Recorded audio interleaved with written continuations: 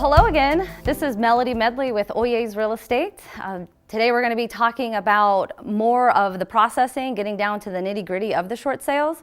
If you haven't watched the first video, I highly suggest it because it's going to overlay into what we're talking about today. So let's jump right into it.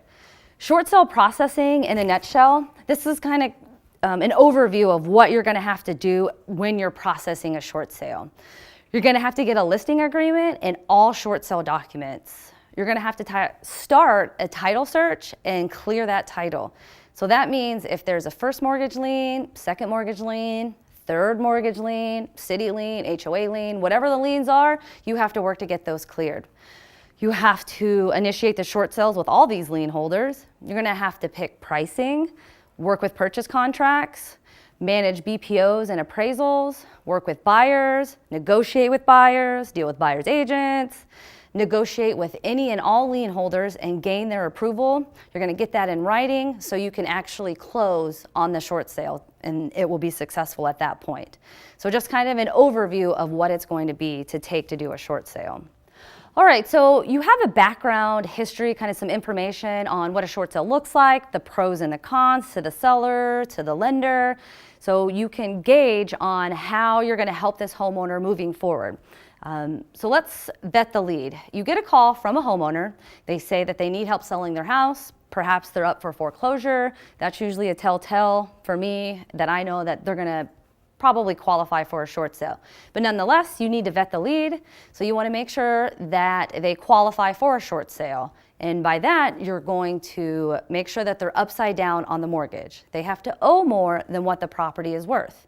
If they don't owe more than what the property is worth, that means that there's equity in the house. So you can actually think of short sales as negative equity.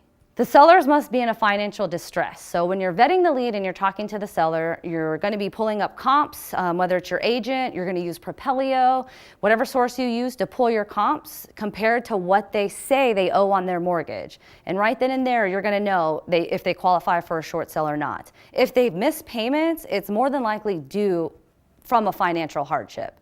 And we talked about those in the previous video, but financial hardship, property has to be upside down, 2 qualifiers.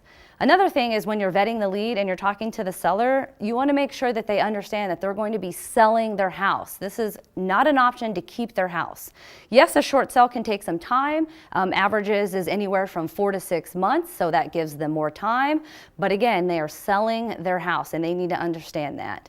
Some good questions that you need to ask when you're vetting the lead is number 1, who are the lenders?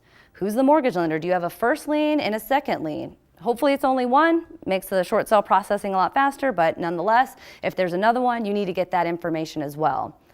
Some good information to ask as well is there a divorce? Because you have to figure out who actually owns this house if there's a divorce.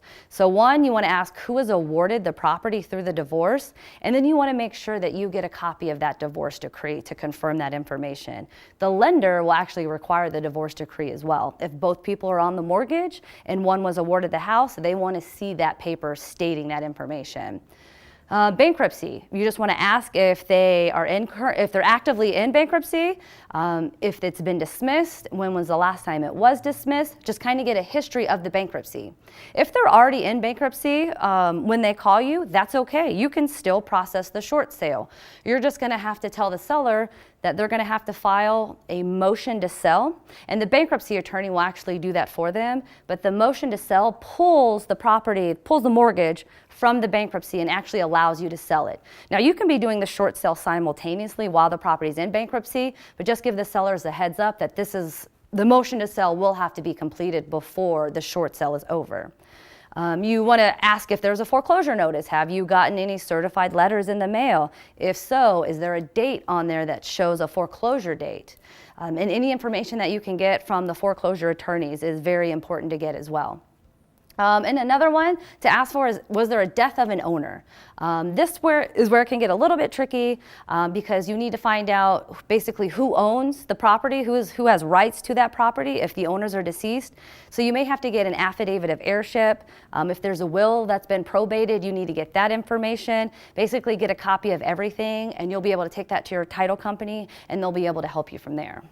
So here's kind of like a cheat sheet that I use when I'm vetting a lead. A seller calls me. Kind of just everything we went over, just in a format that's a little bit easier. So I'm going to get the names on the mortgage, and the names on the mortgage need to match exactly how your short sale document, your short sale paperwork needs to read exactly how the names are spelled and appear on their mortgage statement. So if they have a middle initial on their mortgage statement, you have to make sure that you put that on your paperwork as well. You want to get the phone numbers. We always say get an emergency contact if they'll give it to you. Sometimes, we're 3 months into a short sale and I can't get a hold of a seller, so I need a backup plan to reach that seller. So we just say get an emergency contact. Could be a neighbor, could be a family member, whomever. Just another way to help you process your short sale. Obviously, you want to get the name, the property address, the zip code. Information about how many months behind they are. And we're going to talk more about that in another video, but it's very important right now just to get a guesstimate. They don't have to know exactly. I would just, you can even ask them, do you remember what month or what season it was when you missed your first payment? Just kind of questions to gear it towards, a time frame that you can understand when they stop missing their payments. Again, foreclosure notice, who's your lender? You need to get their loan number. That's super important. The last 4 numbers of their social security number. The reason that they're behind, again, it's going to be a financial hardship. Just figure out which one applies to them. How much do you owe? Just a general number if they have it. Hopefully if they have their mortgage statement, they can read it right there to you. Even if it's an old mortgage statement, you can kind of do some math and figure out what the actual amount owed would be at this current time. You want to know if they live in the house, if they've had multiple marriages, the bankruptcies, all that good stuff. So feel free to use this as a cheat sheet, but this really helps us when we're vetting the lead and speaking to the seller right up. Here is an actual mortgage statement that we used. We had a seller call us and say that she believes she needs to do a short sale. I asked if she had her mortgage statement. She sure did. She actually sent me a text through it. So right here you can see that she owes about $108,000. So okay, that's the first piece of the puzzle is how much do you owe? So the second piece is going to be, well, what is the property worth? So when I pulled up my CMA, which is a comparative market analysis, again, your agent can get this or Propelio can help you accumulate this information, but it's showing that the minimum house that was sold in this neighborhood went for $77,000, and that's just the minimum. The max, if you want to say, okay, maybe if it's in a good condition, what could it sell for in its best condition? It's saying $89,000. Well, if you remember, our mortgage said $108,000, and the properties in this neighborhood are only selling for maybe $80,000. Right then and there, she's upside down. She owes more than what the property is worth. So you've qualified, you vetted the seller. It's a short sale. You know that she has a financial hardship, and you know that she's upside down for sure on her mortgage. So you're going to want to set a time and a date to meet with her saying you qualify for a short sale. I need to come out and speak with you and get all the short sale paperwork signed with you. Set a time and a date to meet with that seller.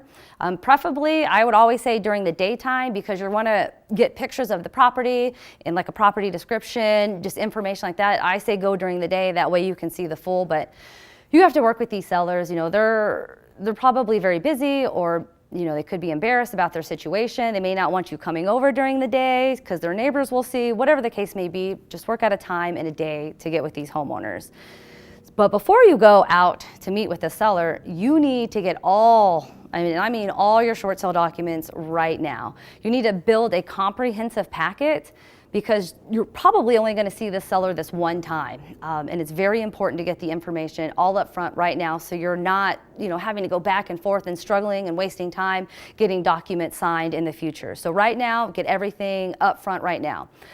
So when you're talking to the seller, you're going to find out who their bank is. My suggestion is to call that bank and ask them what short sale documents are needed. So, and I ask, where do I find these documents? Number one, what is needed? Where do I find these documents? How do I get them? And then where do I send them in the end? So if you can call let's just say it's Bank of America. You can call Bank of America and say that you're wanting to do a short sale for a client, what documents are needed. They will go over what documents are needed and where to find them. Typically, you can find them on their website. They're very easy to find, but you just want to confirm with the Bank of America, for using that for this example, where to find those documents and make sure that, that you have everything before you go out. I can't stress that enough. It's just kind of bit me in the butt before because I didn't have everything ready or prepared. So again, build a comprehensive packet before you go out. And you want to include any of your own disclosures that you may have, your company's disclosures, but definitely include the bank's short sale forms. They're going to have specific forms that each bank wants to use. And each bank's different. So now if you're dealing with a Chase and a Bank of America, you're going to have to get 2 separate short sale packages ready for your homeowner. So you got all your paperwork ready. You're ready to do this. You meet with the seller.